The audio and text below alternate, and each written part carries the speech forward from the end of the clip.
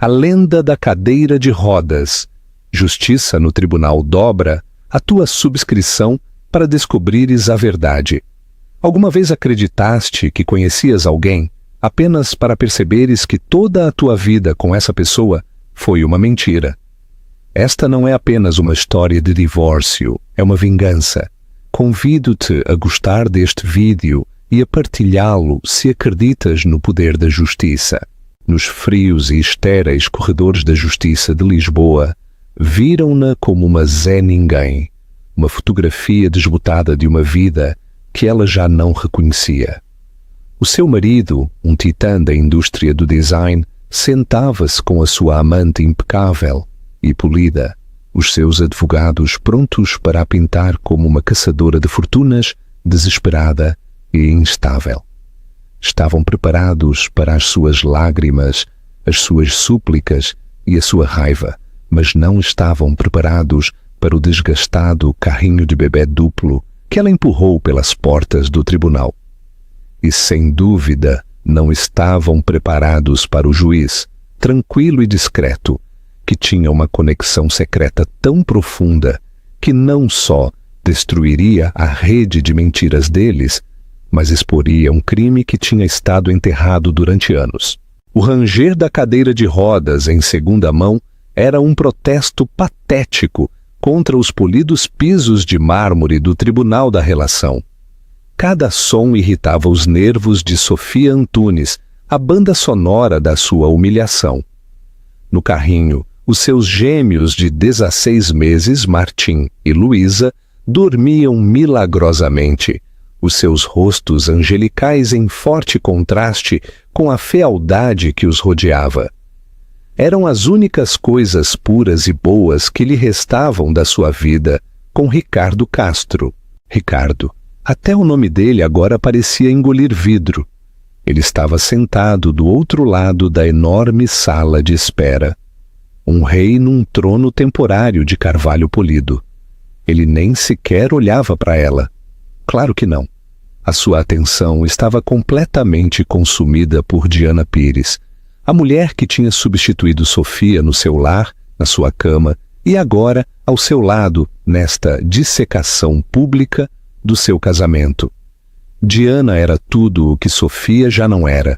O seu cabelo loiro era uma maravilha arquitetônica que provavelmente custava mais do que o orçamento mensal de Sofia para alimentação. O seu impecável tailleur cor de creme irradiava uma riqueza enfadonha e sem esforço.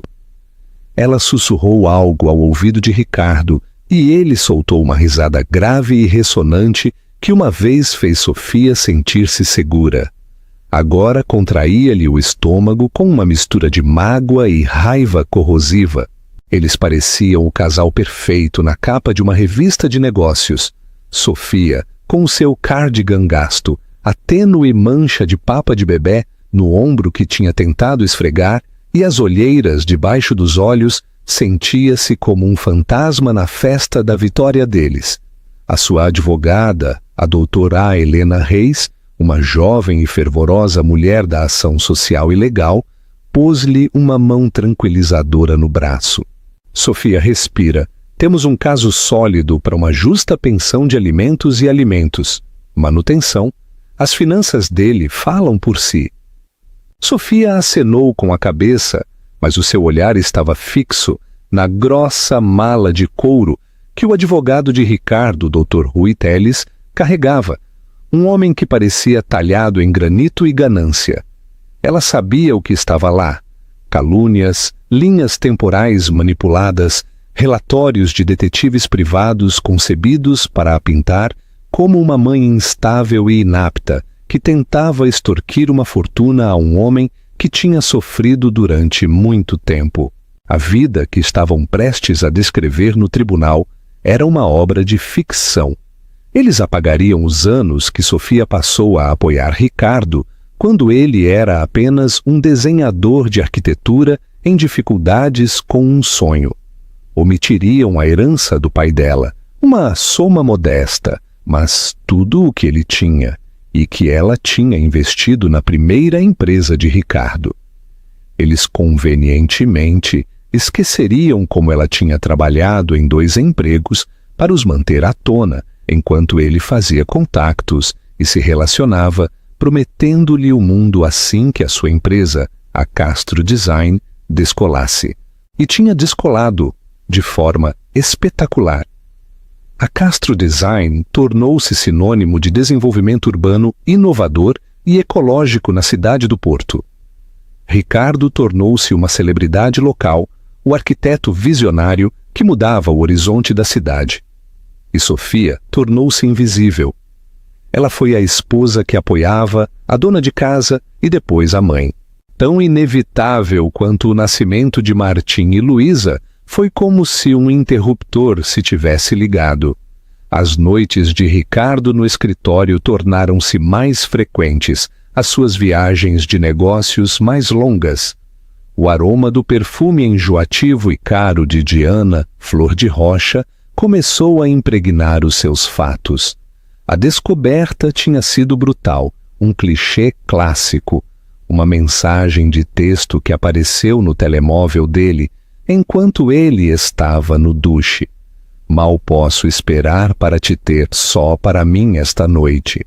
O mundo tinha se inclinado sobre o seu eixo.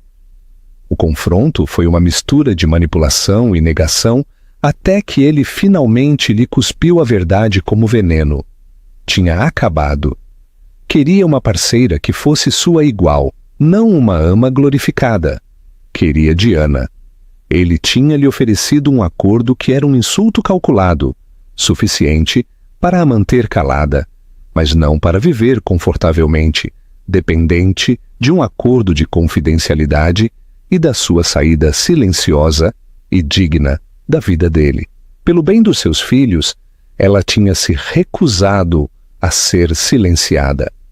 Pediu o que era justo, o que a lei ditava, que lhe era devido a ela e aos seus filhos.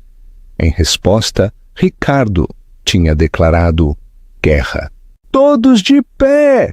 A voz do oficial de justiça ressoou, tirando Sofia das suas amargas recordações.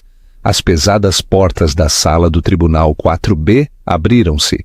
Ricardo e Diana passaram por ela sem sequer um olhar. O Dr. Teles dirigiu a Sofia e ao seu carrinho a ranger um olhar de profundo desdém. Helena ajudou-a a manobrar o carrinho pela porta. O tribunal era intimidante, todo em madeira escura e bandeiras imponentes.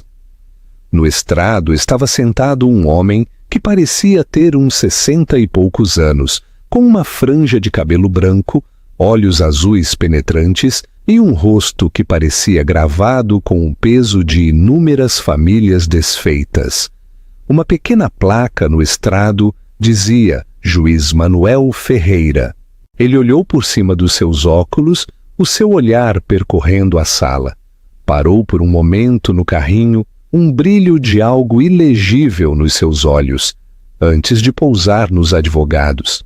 Vamos começar, disse o juiz Ferreira com uma voz tranquila e autoritária. Estamos aqui hoje pelo assunto de Castro contra Antunes. Dr. Teles, pode começar. Pode. O Dr. Teles levantou-se abotoando o casaco. Obrigado, meritíssimo. Estamos aqui hoje para pôr um fim rápido e equitativo a uma situação lamentável. O meu cliente, o senhor Ricardo Castro, um pilar desta comunidade e um respeitado líder empresarial, tem sido mais do que generoso nas suas tentativas de dissolver este casamento de forma amigável. Infelizmente, a senhora Antunes respondeu com exigências irrazoáveis e, francamente, gananciosas, baseadas num sentido de direito selvaticamente inflacionado. Sofia estremeceu, como se tivesse sido atingida. Exigências gananciosas. Ele fazia parecer que ela estava a pedir um jato privado. Não dinheiro suficiente para garantir que os seus filhos tivessem comida, habitação e cuidados médicos. O senhor Castro procurará a custódia total dos menores, Martim e Luísa Castro, continuou Teles com uma voz suave como seda. Um grito escapou dos lábios de Sofia.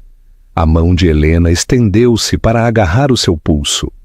Isto era novo, uma escalada devastadora. Teles sorriu com suficiência. Temos motivos para acreditar que o estado emocional atual da senhora Antunes e a sua situação de vida não são propícios para um ambiente estável para as crianças. O senhor Castro, juntamente com a sua companheira, a senhora Diana Pires, podem proporcionar um nível de estabilidade e recursos que a senhora Antunes simplesmente não consegue. Diana sentou-se um pouco mais ereta, um tênue sorriso compassivo a adornar os seus lábios, como se fosse uma santa a oferecer-se para resgatar uns órfãos. O juiz Ferreira levantou uma mão. A custódia não era o pedido principal para esta audiência, Dr. Teles. Primeiro abordemos a dissolução financeira e as reivindicações de manutenção. Abordaremos a custódia a seu tempo, se necessário. No entanto, os seus olhos, mais uma vez, dirigiram-se aos gêmeos que dormiam. A batalha tinha começado. E enquanto Sofia olhava para os seus filhos a dormir, para o homem que uma vez amou e para a mulher que a tinha ajudado a destruí-lo, ela soube que esta não era apenas uma luta por dinheiro. Era uma luta pela sua identidade, pelo seu futuro e pela própria verdade da sua vida. Ela agarrou a alça de couro desgastada da sua mala de mão, a única arma que lhe restava. Dentro, entre toalhetes úmidos e chupetas de substituição, havia alguns cadernos desbotados que guardavam os últimos vestígios do homem que o seu pai costumava ser e o fantasma do sonho que Ricardo lhe tinha roubado. Ela só tinha de rezar para que fosse suficiente.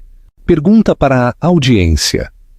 Acreditam que os cadernos de Sofia serão a chave para a sua vitória? Comentem a vossa opinião.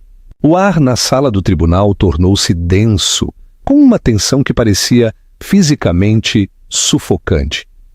O Dr. Teles, com a graça predatória de um tubarão, começou o seu desmantelamento metódico da vida de Sofia. Ele apresentou uma imagem de Ricardo como um marido magnânimo e sofredor, sobrecarregado por uma esposa que se tinha tornado cada vez mais errática e exigente após o nascimento dos seus filhos. Meritíssimo! Começou Teles a caminhar em frente ao estrado. O senhor Castro forneceu à senhora Antunes um lar bonito, uma generosa mesada e uma vida de conforto que ela nunca poderia ter alcançado por si mesma. No entanto, desde a chegada dos gêmeos, o seu comportamento tornou-se preocupante. Ele produziu uma série de extratos de cartões de crédito. Aqui temos encargos por múltiplos artigos de luxo para bebés, entregas de comida orgânica, consultas de especialistas. Um padrão de gastos que excede em muito a generosa mesada que o senhor Castro lhe fornecia. Helena Reis levantou-se, a sua voz firme apesar da sua juventude. Objeção, meritíssimo. Essas são despesas padrão para o cuidado de 2 bebés. A minha cliente estava a garantir que os seus filhos recebessem os melhores cuidados possíveis. Os melhores ou os mais caros? Replicou Teles, sem perder o ritmo. É cuidado padrão contratar uma consultora de sono por 500 euros por hora ou importar fórmula especial da Suíça quando as marcas nacionais são perfeitamente adequadas? Sofia sentiu o seu rosto arder de vergonha. Ele estava a torcer o seu amor, a sua ansiedade maternal, numa arma contra ela. A consultora de sono foi um ato desesperado após semanas de noites sem dormir com 2 bebés com cólicas. A fórmula suíça era a única que não fazia Luísa gritar de dor por causa do refluxo, mas na versão de Teles ela era uma esbanjadora frívola a desperdiçar o dinheiro arduamente ganho pelo seu marido. Em seguida, ele chamou uma testemunha, a sua ex-ama de bebés, uma jovem chamada Carla. Sofia a tinha despedido há 3 meses após descobrir que ela passava o tempo ao telemóvel, a ignorar as crianças. Aparentemente, Ricardo tinha mantido o contacto. Carla, ensaiada na perfeição, falou sobre as mudanças de humor de Sofia. Descreveu Sofia como constantemente sobrecarregada e frequentemente a chorar. Mencionou uma ocasião em que Sofia tinha atirado um frasco de comida para bebés, partindo-o no chão, e simplesmente se tinha sentado a chorar em vez de limpar. Ela parecia simplesmente tão frágil, disse Carla, enxugando uma lágrima inexistente com um lenço. Ficava preocupada em ela ficar sozinha com os bebés. Sofia olhou para suas mãos, os seus nós dos dedos brancos, enquanto agarrava a mesa. Lembrou-se daquele dia. Foi depois de 72 horas com menos de 5 horas de sono. Martim tinha febre. Luísa tinha uma infecção no ouvido. E Ricardo estava inalcançável numa viagem de negócios a Pamplona, uma viagem que mais tarde ela soube que tinha feito com Diana. O frasco partido não tinha sido um sinal de instabilidade, tinha sido o ponto de ruptura de uma mãe exausta e abandonada. O juiz Ferreira ouviu com impassibilidade, o seu rosto uma máscara de neutralidade judicial. Ele ocasionalmente tomava notas, a sua caneta a raspar silenciosamente na sala silenciosa. O seu olhar, por vezes, desviava-se para os gêmeos que tinham começado a mexer-se, fazendo sons suaves e sonolentos.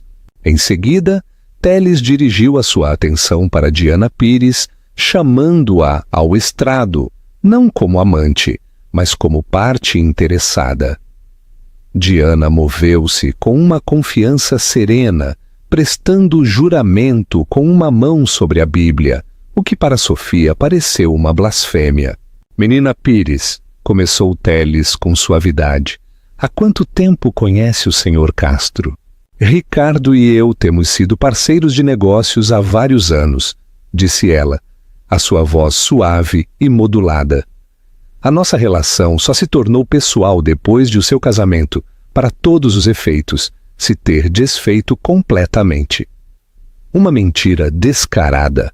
Sofia tinha registros telefônicos que provavam que o caso deles tinha começado muito antes da ruptura. Mas Helena tinha aconselhado a guardar isso, a deixá-los construir o seu castelo de cartas antes de ela revelar a sua mão. E no seu tempo com o Sr. Castro, tem tido ocasião de observar as suas interações com os seus filhos? Oh, absolutamente. Diana entusiasmou-se, o seu rosto a suavizar-se num sorriso beatífico. Ricardo é um pai maravilhoso, adora Martim e Luísa. Quando os tem, está completamente presente, lê-lhes, brinca com eles. É um pai natural. Eu creio que uma criança precisa de 2 pais. E se um está a debater-se, o outro deve dar um passo em frente. E eu, claro, estaria lá para apoiá-lo e as crianças em tudo o que fosse possível. A implicação era clara. Ela era a parceira estável e solidária que poderia ajudar Ricardo a criar os seus filhos, resgatando-os da sua mãe histérica e incompetente. O juiz inclinou-se ligeiramente para a frente. Menina Pires, a senhora é a diretora de operações da Castro Design, é correto? O sorriso de Diana esticou-se uma fração de polegada. Isso é correto, meritíssimo. Tenho estado na empresa desde a sua fase de crescimento inicial. Então tenho um conhecimento íntimo das finanças e operações da empresa? Perguntou. Sim, tenho orgulho em dizer que fui fundamental para o nosso sucesso, disse ela, inchando de orgulho. Percebo, disse o juiz, tomando outra nota. Olhou para Teles. Tem mais alguma coisa para esta testemunha? Não neste momento, meritíssimo, disse Teles, parecendo presunçoso. Tinha pintado com sucesso Sofia como o passado instável e Diana como o futuro brilhante. O relógio na parede marcava a hora do intervalo para almoço. Luísa começou a queixar-se no seu carrinho. O os seus suaves choramingos a cortar o tenso silêncio. Sofia instintivamente esticou a mão para trás, encontrando o punho do carrinho e embalando-o suavemente. O som pareceu incomodar Ricardo, que lhe dirigiu um olhar de pura irritação. Ele, o pai maravilhoso, não conseguia suportar a mais ligeira interrupção do seu próprio filho. O juiz Ferreira observou a pequena e silenciosa troca. "Faremos uma pausa para almoço", anunciou com uma voz monótona. "Voltaremos a reunir-nos às 14 horas, momento em que ouviremos a senhora Antunes." Quando o juiz saiu da sala, Ricardo e Diana levantaram-se, rodeados pela sua equipa legal. Passaram pela mesa de Sofia. Quando Diana passou, ela parou por um microsegundo. Os seus olhos foram para o bebê que se queixava e depois encontraram os de Sofia. Não havia simpatia no seu olhar, apenas uma pena fria e triunfante. O olhar dizia: "Tu já perdeste. Isto é apenas uma formalidade." O coração de Sofia palpitou contra as suas costelas. A humilhação invadiu-a numa onda fria. Eles tinham distorcido cada sacrifício, cada momento de luta de uma mãe, numa arma de vergonha. Tinham assassinado o seu caráter com precisão cirúrgica, enquanto atendia Luísa a mudar-lhe a fralda numa esteira portátil no chão da casa de banho pública. Sentiu um profundo desespero. Como poderia lutar contra isto? Como poderia ela, com o seu cardigan gasto e a sua advogada da ação social e legal, enfrentar a montanha de riqueza, poder e mentiras que Ricardo e Diana tinham construído? Ela olhou para o rosto inocente da sua filha. Depois para Martim, que agora estava acordado e balbuciava suavemente. Eles eram tudo o que ela tinha. Eram a razão pela qual ela não podia desistir. Enxugando as lágrimas com as costas da mão, guardou o saco das fraldas e procurou na sua mala para além dos artigos para bebê. Os seus dedos roçaram as capas duras dos velhos cadernos. Sentiam-se frágeis, insignificantes, contra a oposição. Mas eram tudo o que ela tinha. Eram a verdade. E enquanto se dirigia de volta para a sala do tribunal, ela rezou a um Deus em que já não tinha a certeza de acreditar que, por uma vez, a verdade seria suficiente. Gosta deste vídeo se acreditas que Sofia se levantará e enfrentará a verdade. A sessão da tarde começou com uma pesada quietude. O intervalo para almoço não tinha dissipado a tensão. Apenas tinha permitido que ela se instalasse. Quando o oficial de justiça a chamou pelo seu nome, Sofia Antunes, ao estrado, um tremor percorreu o corpo de Sofia. Era o momento. Ela instalou-se no banco das testemunhas, a madeira fresca e inflexível contra as suas costas. Helena deu-lhe um gesto de encorajamento. Do outro lado da sala, Ricardo observava-a, a sua expressão uma máscara de tédio distante. Enquanto Diana lhe sussurrava, um ligeiro sorriso de suficiência nos lábios. Eles pareciam espectadores numa peça de teatro aborrecida, à espera do previsível ato final. Helena começou com perguntas suaves e tranquilizadoras, permitindo que Sofia encontrasse a sua voz. Perguntou-lhe sobre quando conheceu Ricardo, os seus primeiros anos, os sonhos que tinham partilhado. A voz de Sofia era suave no início, mas ganhou força ao falar de um tempo antes da amargura, antes da traição. "Conhecemo-nos na universidade", disse Sofia, olhando não para Ricardo, mas para um ponto na parede distante. Ele era brilhante, cheio de ideias. Eu estudava gestão. O meu pai, o meu falecido pai, Arthur Pereira, era um engenheiro estrutural.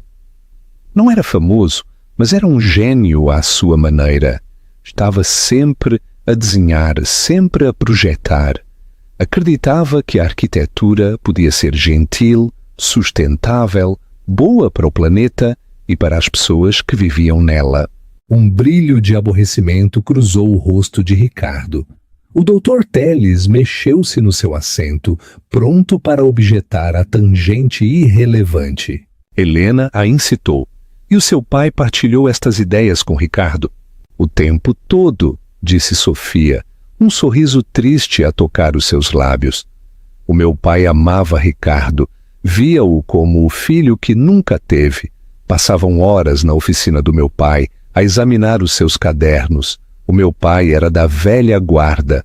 Tudo era desenhado à mão com notas meticulosas nas margens. Meritíssimo, interrompeu o Dr. Telles com uma voz que pingava condescendência. Embora esta viagem pela memória seja sem dúvida comovente, não vejo a sua relevância para os cálculos da pensão conjugal. Creio que a minha cliente está a estabelecer a base da sociedade matrimonial. Meritíssimo, respondeu Helena com fluidez, e as contribuições não financeiras que ela e a sua família fizeram para o eventual sucesso do Sr. Castro. Se me permite um momento... O juiz Ferreira fez um gesto com a mão. Prossiga, doutora Reis, mas vá ao cerne da questão. Helena regressou à sua mesa e pegou na mala desgastada de Sofia. De lá, ela tirou 3 grossos cadernos de couro. As suas capas estavam desbotadas e os cantos suavizados pelo tempo. Meritíssimo, gostaria de apresentar estes como prova, como as provas A, B e C da senhora Antunes. Ela colocou-os na secretária do secretário. Pareciam antigos e insignificantes ao lado das apresentações brilhantes e encadernadas da equipa de Telles. Senhora Antunes, disse Helena virando-se para ela, pode identificar estes itens. Eram do meu pai, disse Sofia com a voz agora clara e firme. São os seus diários de design. Contém anos dos seus conceitos, das suas teorias, dos seus esboços sobre o desenvolvimento urbano sustentável. Ricardo soltou uma risada curta e desdenhosa. Diana revirou os olhos de forma tão extravagante que foi quase uma performance. E por que os trouxe aqui hoje? Perguntou Helena. Quando Ricardo fundou a Castro Design, explicou Sofia, o seu olhar finalmente encontrando o do seu marido. Nós não tínhamos nada. Eu dei-lhe os 30.000 euros que o meu pai me deixou como capital inicial. Mas o verdadeiro capital inicial, o capital intelectual, estava todo nestes livros. Os conceitos centrais para a Torre Verde, o projeto inovador de Ricardo, o sistema de reciclagem de água da chuva, o design de aquecimento solar passivo, tudo está no caderno B, página 47. Um murmúrio percorreu a sala do tribunal. O Dr. Telles levantou-se instantaneamente. Objeção. Isto é uma acusação infundada e fantástica. O meu cliente é um arquiteto célebre, um visionário. Está este tribunal a entreter seriamente a noção de que o sucesso dele se baseia em rabiscos de um amador? O meu pai não era um amador, respondeu Sofia, a sua voz a ressoar com um fogo repentino. Era um engenheiro brilhante, que não podia pagar um advogado de patentes para cada ideia que tinha. Ele confiava em Ricardo, tratou-o como um filho. O juiz Ferreira levantou uma mão, silenciando Telles.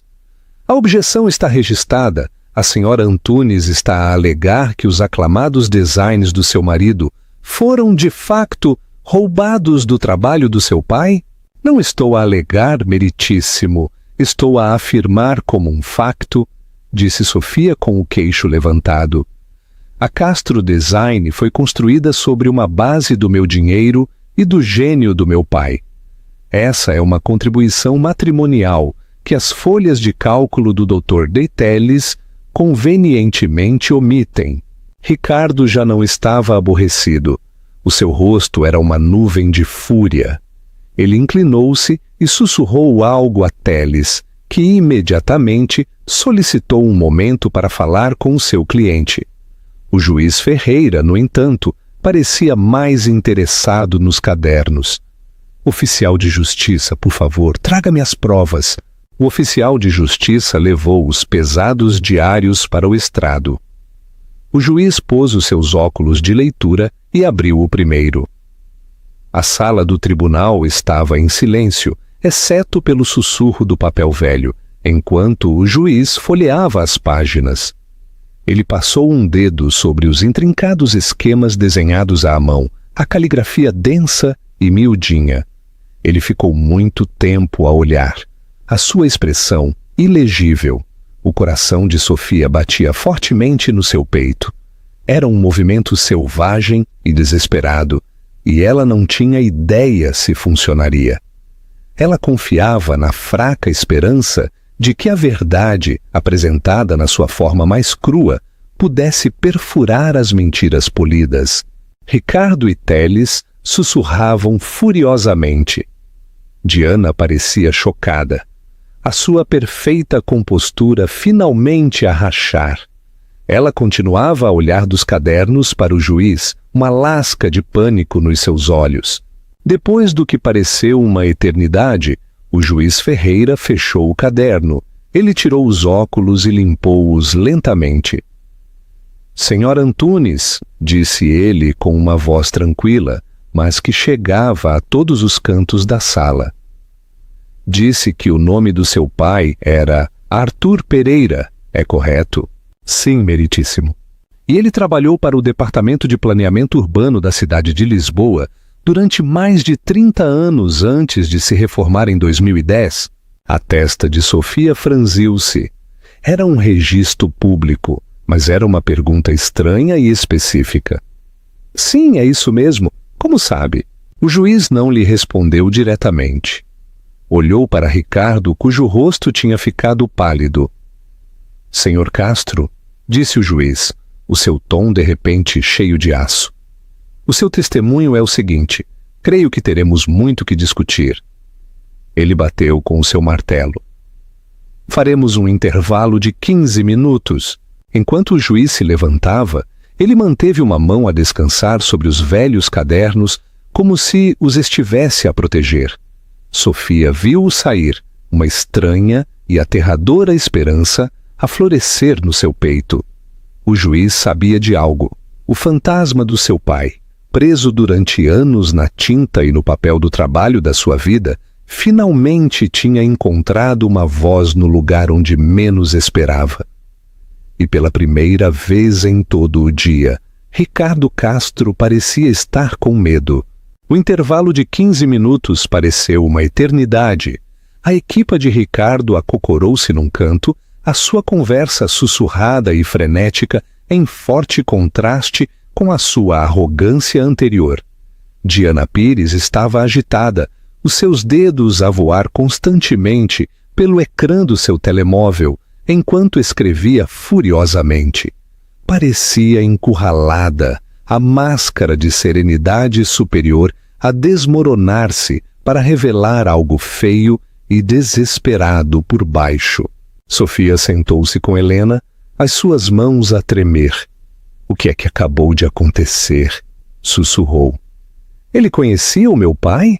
Não sei, admitiu Helena, os seus olhos arregalados com uma mistura de choque e emoção. Mas seja o que for, temos a atenção dele. Ele viu algo nesses livros que o desconcertou. Quando voltares ao estrado, mantém-te apenas na verdade. Não a enfeites. Deixa que os cadernos falem por si mesmos. Quando o tribunal se reuniu, a atmosfera tinha mudado irrevogavelmente. O ar crepitava de antecipação. O juiz Ferreira regressou ao estrado com uma expressão sombria. Os cadernos permaneceram ao seu lado, uma presença silenciosa e poderosa. Ricardo Castro foi chamado ao estrado. Ele tentou projetar a sua aura habitual de charme confiante, mas era uma fachada frágil. O seu sorriso não chegava aos seus olhos e um músculo tremia-lhe no maxilar. O Dr. Teles começou o seu interrogatório, a tentar recuperar o controlo da narrativa. Senhor Castro, abordemos esta extravagante acusação. A sua ex-esposa sugeriu que as suas realizações arquitetônicas foram roubadas do seu falecido pai. Poderia, por favor, contar ao tribunal sobre a sua relação com Arthur Pereira? Arthur era um homem maravilhoso, disse Ricardo com uma voz suave, mas tensa. Uma alma doce e amável, com uma paixão pela engenharia. Eu gostava muito dele. É verdade que tivemos muitas conversas sobre design. Ele foi uma grande caixa de ressonância nos meus primeiros dias. E os seus cadernos? Perguntou Teles. Alguma vez os viu? Claro, disse Ricardo com um encolher de ombros magnânimo. Ele estava muito orgulhoso deles. Estavam cheios de ideias interessantes, conceitos teóricos, mas com todo o devido respeito a Arthur, eles eram amadores. Faltava-lhes a aplicação prática, a compreensão dos materiais modernos, a ciência e as leis de zoneamento necessárias para os tornar realidade. Eram sonhos impossíveis, não plantas. Ele estava a tentar menosprezar Arthur Pereira, a ser condescendente com a sua memória e a desvalorizar o trabalho da sua vida. Sofia sentiu uma onda de raiva. É uma prática comum para os artistas e criadores inspirarem-se em muitas fontes, continuou Ricardo, entusiasmando-se com o seu tema. Eu posso ter visto um conceito nos seus livros que provocou um pensamento que levou a outro pensamento que, após milhares de horas de trabalho por mim próprio e pela minha equipa de profissionais altamente remunerados, evoluiu para um design viável e premiado. Sugerir roubo não é apenas um insulto para mim, mas é uma incompreensão fundamental do processo criativo. Ele recostou-se, parecendo satisfeito consigo mesmo. Tinha fiado uma história plausível e condescendente. O juiz Ferreira tinha estado a ouvir atentamente. Agora, ele inclinou-se para a frente, com os olhos fixos em Ricardo. Senhor Castro, estou a olhar para a prova B, página 47. O design de uma fachada heliotrópica com filtração de águas cinzentas integrada. Os esquemas são incrivelmente detalhados. O sorriso de Ricardo vacilou.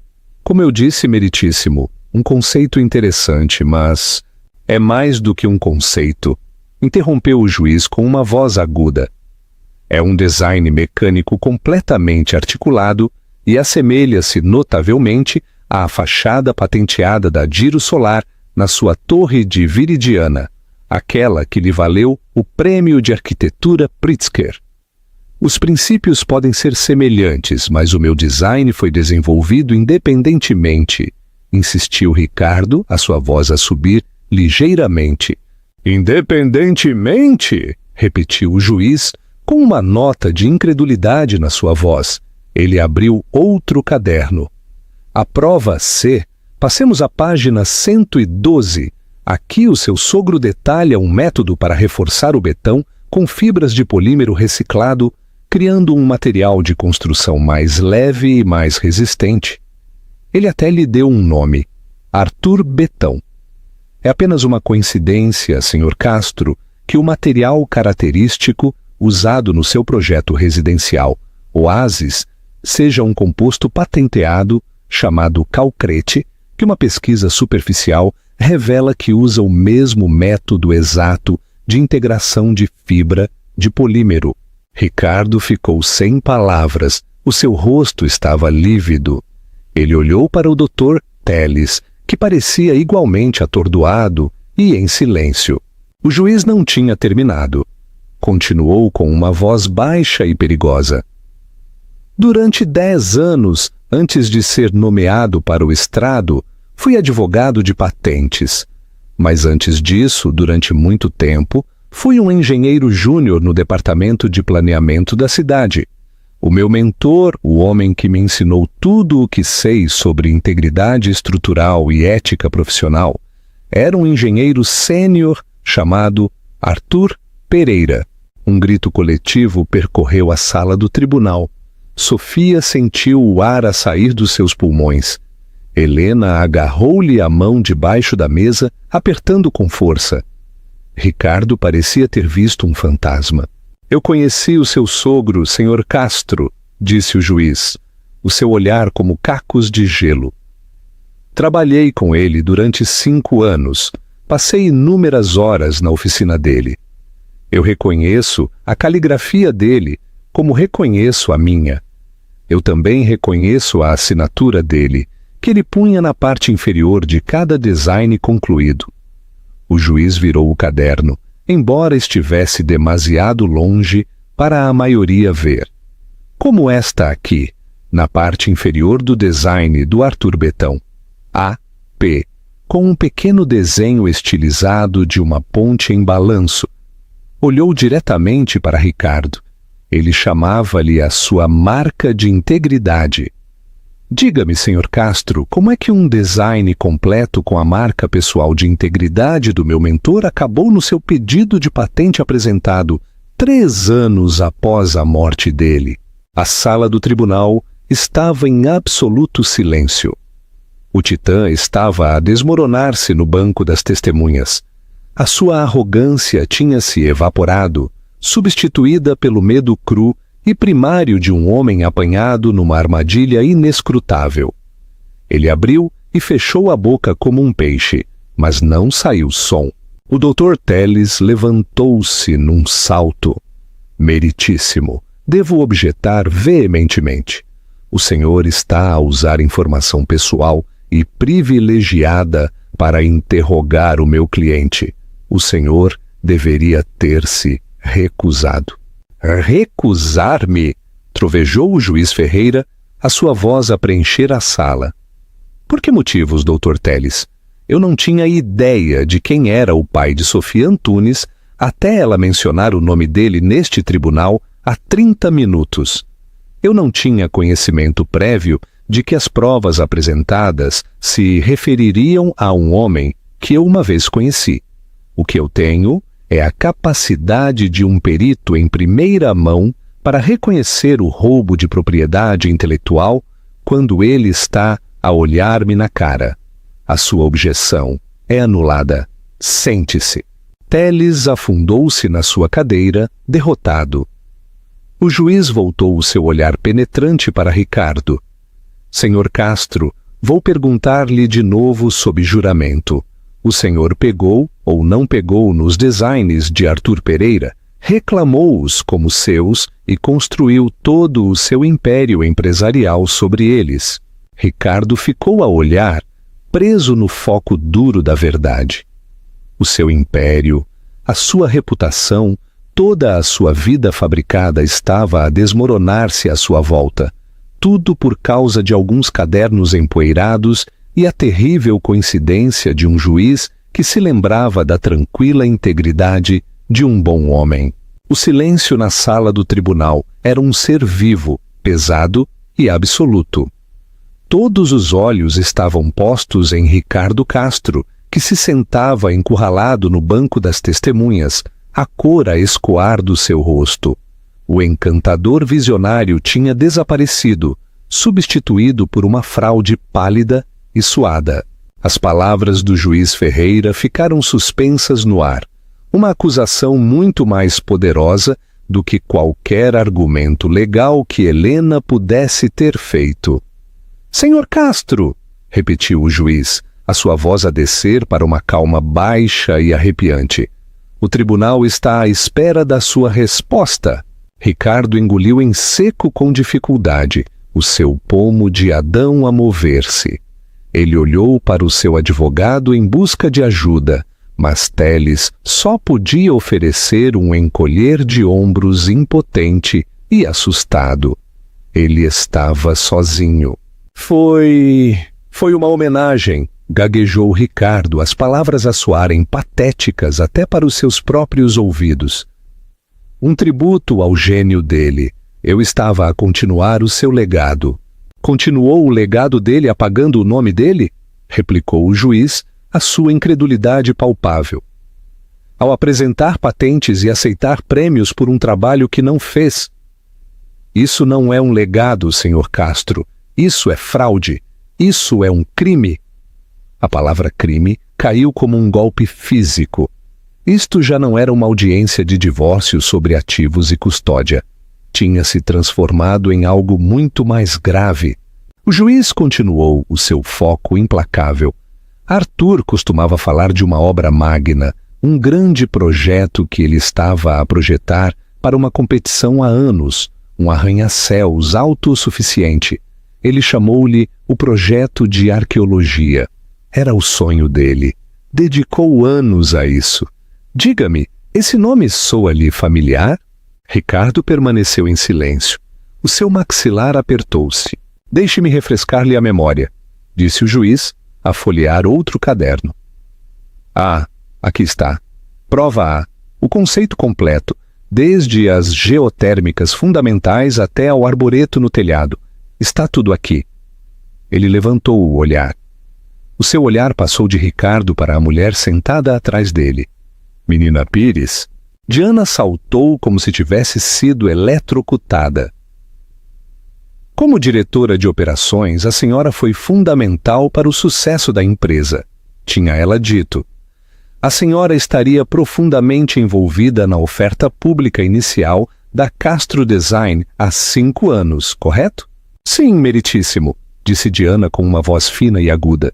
Então a senhora estaria familiarizada com o prospecto apresentado ao Departamento de Patentes, aquele que delineava os ativos de propriedade intelectual da empresa, cuja joia da coroa era um projeto de desenvolvimento maciço, sancionado pela cidade, atualmente em construção na frente do porto. Ele fez uma pausa para criar efeito, deixando as peças encaixarem para todos na sala. Um projeto chamado Arcádia. A mão de Sofia voou para sua boca. A Arcádia. Era o maior projeto de Ricardo, um empreendimento multimilionário que o tinha tornado uma lenda na cidade. Ele tinha dito a todos que o nome era inspirado num sonho utópico, mas não era. Era uma bastardização, um roubo desajeitado do projeto de arqueologia do seu pai. Menina Pires! A voz do juiz era como um bisturi de cirurgião. A apresentação ao Departamento de Patentes para o portfólio de patentes inicial do projeto, a Arcádia. Quem assinou as patentes de design originais? Quem testemunhou que o trabalho era a criação original de Ricardo Castro? A compostura cuidadosamente construída de Diana desfez-se. O seu rosto, que tinha sido uma máscara de confiança fria, era agora uma tela de terror puro. Eu não me lembro dos detalhes. Oh, eu creio que sim, disse o juiz secamente. Ele fez um gesto para a secretária. Senhora secretária, poderia fazer uma pesquisa nos registros públicos online?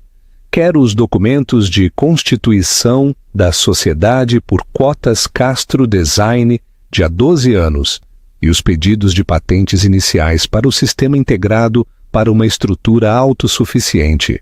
Os dedos da secretária voaram pelo teclado. O silêncio era ensurdecedor, quebrado apenas pelo clique frenético das teclas e por Luísa, que tinha acordado e fazia suaves arrulhos no seu carrinho. Esse som suave era um contraponto surrealista à destruição total que se desenrolava. Após um momento, a voz da secretária ressoou, clara e precisa. Os documentos de constituição da Castro Design mostram 2 sócios iniciais, Ricardo Castro e Diana Pires. Uma onda de choque espalhou-se pela galeria. Diana não era apenas uma funcionária que chegou mais tarde. Era uma sócia fundadora. Tinha mentido sob juramento. E a signatária da patente, senhora secretária? Perguntou o juiz, embora já parecesse saber a resposta. O pedido de patente foi apresentado por Ricardo Castro. Leu a secretária. A declaração jurada de originalidade foi testemunhada e confirmada por Diana L. Pires. Era o prego final no caixão, uma conspiração desvendada. Diana não era apenas a outra mulher que tinha arruinado um casamento. Era a cúmplice que tinha ajudado Ricardo a construir o seu império sobre sonhos roubados. Ela estava lá desde o início, ajudando-o a lavar o gênio de outro homem e a apresentá-lo como seu. O seu papel fundamental no sucesso da empresa era o de co-conspiradora. O juiz recostou-se, o peso total da sua revelação a assentar sobre a sala. Então, deixe-me ver se percebi, disse a sua voz, a pingar com um desprezo gelado. Senhor Castro, o senhor pegou no trabalho da vida do pai confiante da sua noiva. A senhora Pires, como sua parceira de negócios, ajudou-o a apresentar patentes fraudulentas e a construir uma corporação sobre este roubo. E hoje, os dois entraram no meu tribunal e tentaram usar a riqueza gerada por este crime para afastar os netos desse mesmo homem da sua filha, pintando-a como instável e gananciosa. Ele olhou do rosto cadavérico de Ricardo para o horrorizado de Diana. Isto já não é uma audiência de divórcio, declarou o juiz Ferreira, a sua voz a ressoar com fúria justa. Esta é agora a cena de um crime, uma conspiração para cometer fraude em grande escala, confessada e corroborada por provas, aqui mesmo no meu tribunal. Ele olhou para eles, já não um juiz numa disputa doméstica, mas um árbitro de uma justiça muito mais profunda.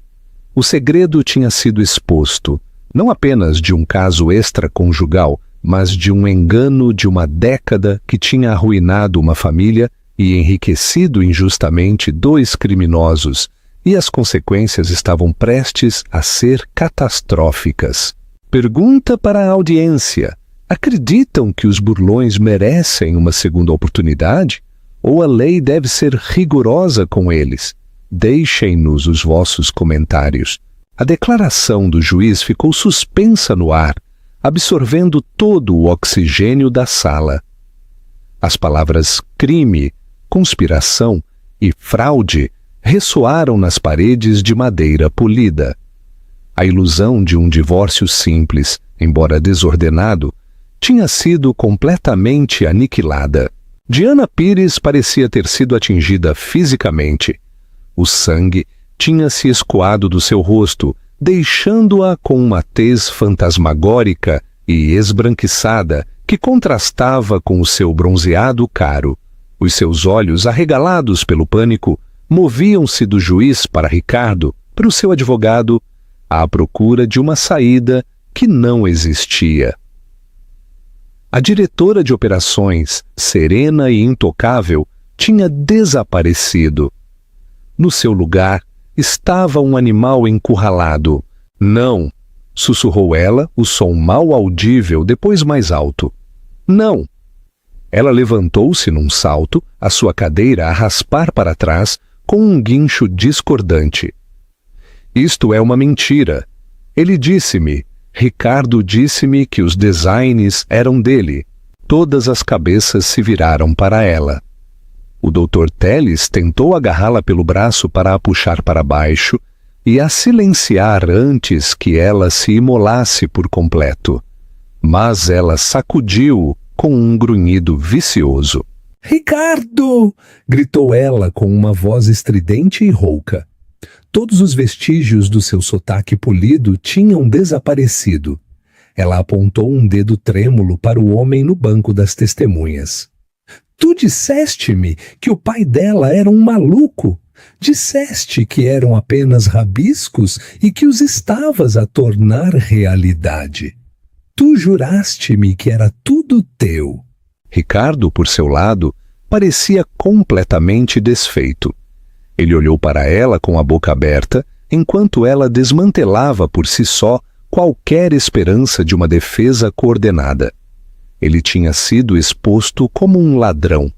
Ela agora estava a expô-lo como um mentiroso e manipulador dentro da sua própria parceria corrupta. Tu usaste-me... A voz de Diana subiu mais, quebrando com histeria. Tu usaste as ideias dele e usaste o meu diploma de gestão para que tudo fosse legal. Eu construí essa empresa contigo, eu lidei com os investidores, eu tratei da oferta pública inicial, eu fiz tudo para te tornar uma estrela, tudo baseado nas tuas mentiras. O juiz Ferreira observou o espetáculo com um olhar sombrio e inabalável. Não fez nenhum movimento para a parar.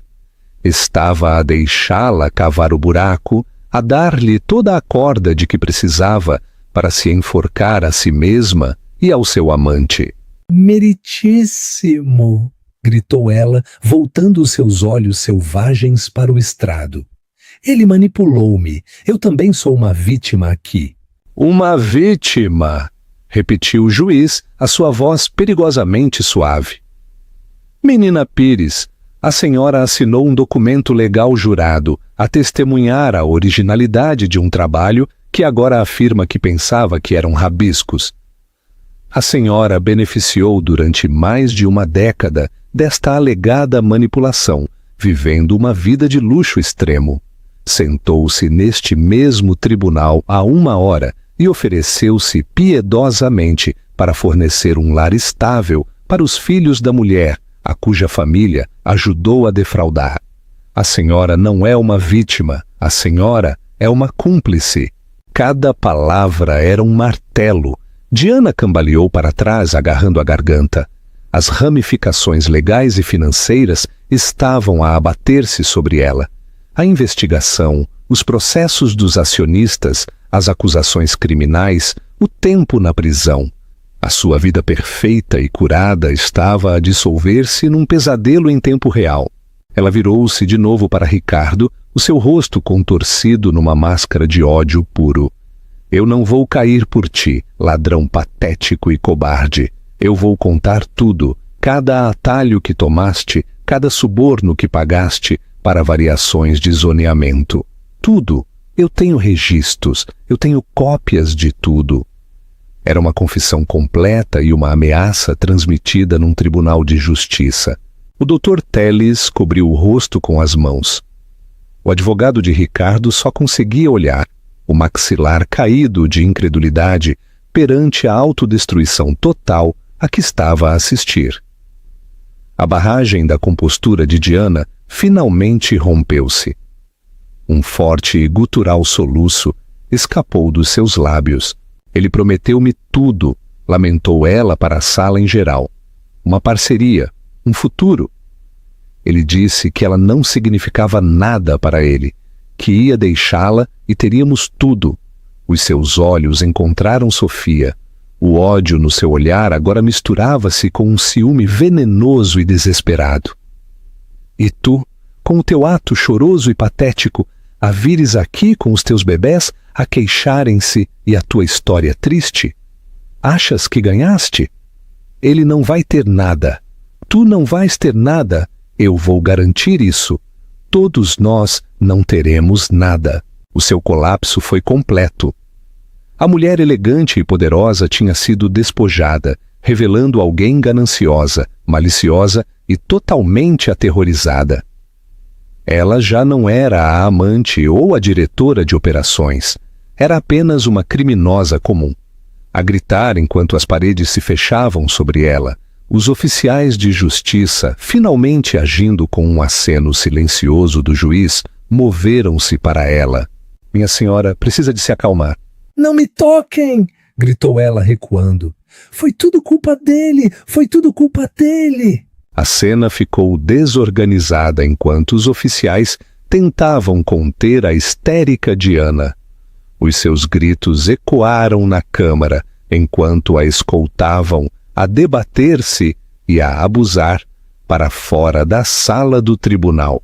No silêncio atordoado que se seguiu à sua saída, o único som foi o suave balbuciar de Luísa no seu carrinho.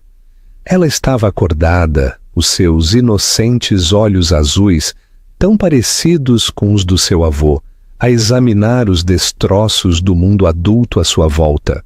O juiz Ferreira olhou do estrado. O seu olhar pousou em Ricardo, que ainda estava sentado no banco das testemunhas, um casco vazio de um homem.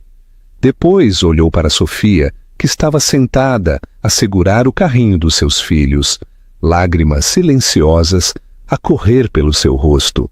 Não eram lágrimas de tristeza, mas de uma profunda e devastadora reivindicação.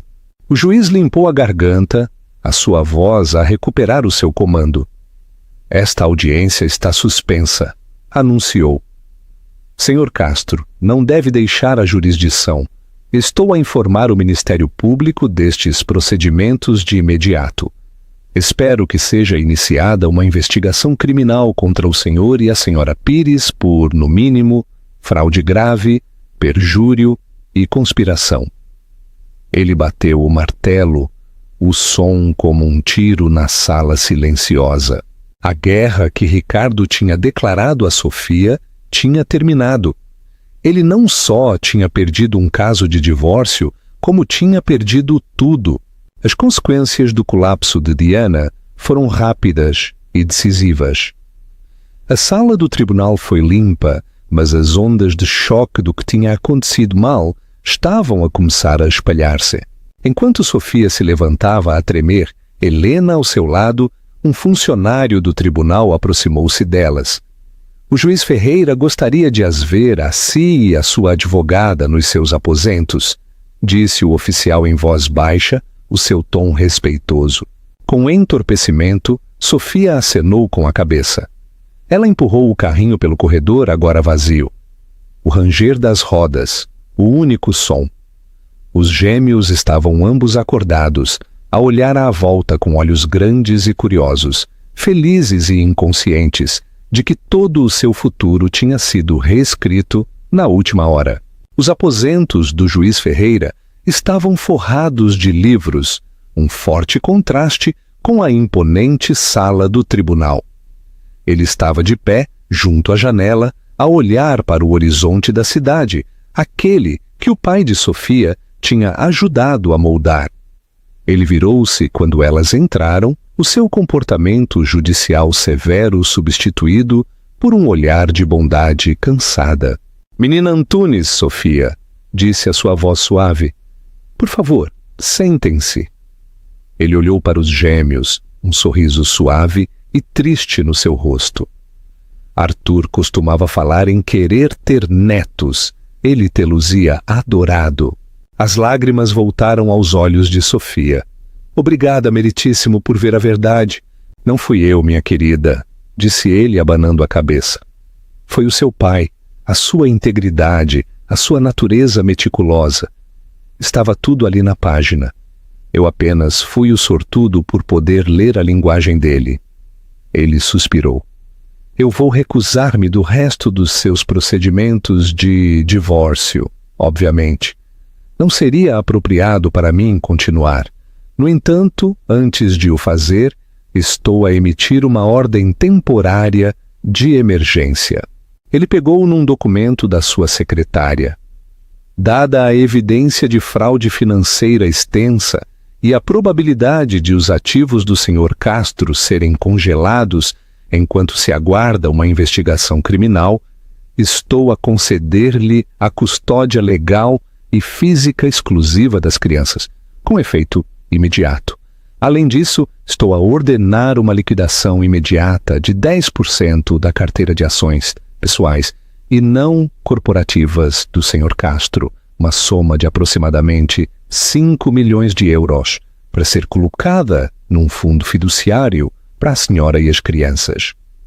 Isto é para garantir o vosso bem-estar enquanto a confusão financeira maior é desvendada. Não é pensão de alimentos nem um acordo. É uma medida protetora imediata para o bem-estar dos netos de Arthur Pereira. Sofia ficou atordoada e em silêncio. 5 milhões de euros. Era uma soma tão vasta, tão para além da sua compreensão, depois de meses a poupar e a racionar, que não parecia real. Era segurança. Era um futuro. Era um lar para os seus filhos, livre de medo e incerteza. Eu não sei o que dizer, gaguejou. Não tens de dizer nada, disse o juiz com bondade. Apenas sê a mãe maravilhosa que eu posso ver que tu és. O teu pai foi um bom homem, Sofia. Ele merecia mais do que terem roubado o seu legado. De alguma forma, o que fizeste hoje, tu o devolveste. Sair do tribunal foi uma experiência surrealista. O sol parecia mais brilhante, o ar mais fresco. Ao saírem, depararam-se com um pequeno grupo de repórteres. Alguém de dentro do tribunal tinha filtrado a história. Menina Antunes, é verdade que o império de Ricardo Castro foi construído sobre fraude? Estão a ser apresentadas acusações criminais? Helena colocou-se à frente de Sofia. A senhora Antunes não tem comentários neste momento. Pede privacidade para ela e os seus filhos. Ela guiou Sofia através da multidão. Um escudo protetor contra o escândalo que se instalava. Um carro preto parou. Era do escritório de Helena.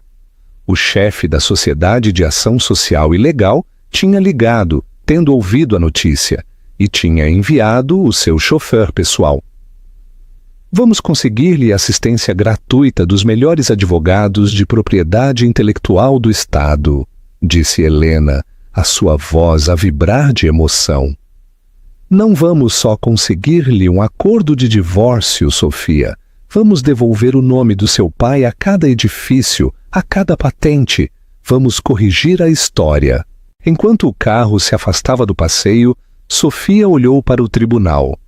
Viu Ricardo a ser retirado por uma porta lateral pelo seu advogado, os seus ombros caídos em derrota. Ele parecia pequeno, patético, um homem oco despojado da sua glória roubada. Não havia rasto de Diana. Sofia voltou o seu olhar para a frente. No carrinho, Martim tinha esticado a mão e tinha pegado na de Luísa. Eles balbuciavam um para o outro na sua própria linguagem secreta. Uma nova vida estendia-se diante deles, uma que seria difícil e complicada à medida que as batalhas legais se desenrolassem, mas seria a sua própria. Seria uma vida construída não sobre mentiras ou sonhos roubados, mas sobre a força tranquila de uma mãe que se tinha recusado a ser quebrada, e o legado duradouro de um bom homem cuja voz finalmente tinha sido ouvida. A luta estava longe de terminar, mas a guerra tinha sido ganha. Ela entrou naquele tribunal apenas com o seu amor pelos seus filhos e o tranquilo legado do seu pai, e saiu com justiça. A sua história lembra-nos que a integridade é a única moeda que nunca pode ser realmente roubada, e que a força de uma mãe é uma das forças mais formidáveis da terra. No momento em que o juiz reconheceu o trabalho do seu pai, e no instante em que a rede de mentiras da amante se desmoronou, a justiça não foi apenas servida, foi reclamada. Se ficaste comovido com a luta de Sofia pela verdade e pelo legado da sua família, por favor, mostra o teu apoio gostando deste vídeo. Partilha este vídeo com alguém que precise de ouvir uma história de resiliência e reivindicação final. E não te esqueças de subscrever o nosso canal e ativar as notificações para mais histórias poderosas e da vida real, onde o mais fraco tem o seu dia e a verdade finalmente triunfa.